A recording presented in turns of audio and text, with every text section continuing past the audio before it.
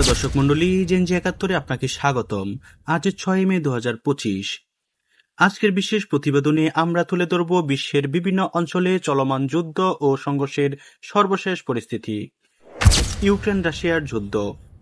Russia ও ইউক্রেনের মধ্যে যুদ্ধ অব্যাহত রয়েছে। রাশিয়ার প্রেসিডেন্ট ভ্লাদিমির পুতিন ইউক্রেনের সম্পূর্ণ আত্মসমর্পণ দাবি করেছেন। সম্প্রতি ডোনেৎস্ক ও সুমি অঞ্চলে রাশিয়ার হামলায় অন্তত ৩ জন নিহত হয়েছে। ইসরায়েল ফিলিস্তিন সংঘর্ষ। ইসরায়েল গাজায় অপারেশন গিডিয়নের ক্রস নামে নতুন সামরিক অভিযান শুরু করেছে। এই অভিযানে গাজার অধিকাংশ এলাকা দখলের পরিকল্পনা রয়েছে, যা আন্তর্জাতিক মহলে উদ্বেগ সৃষ্টি করছে। ভারত পাকিস্তান উত্তেজনা।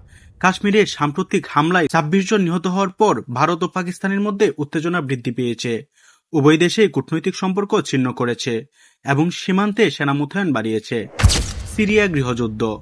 সিরিয়ার সরকার, বিদ্রোহী গোষ্ঠী ও জিহাদি সংগঠনগুলোর মধ্যে সংঘর্ষ অব্যাহত রয়েছে।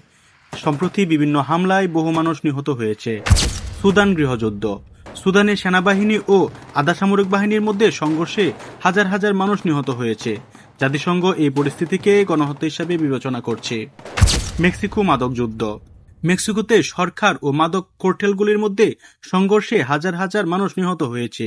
এই সহিংসতা দেশের বিভিন্ন অঞ্চলে ছড়িয়ে পড়েছে। বিশ্বজুড়ে চলমান এই সংঘর্ষগুলি মানবিক সংকট সৃষ্টি করছে।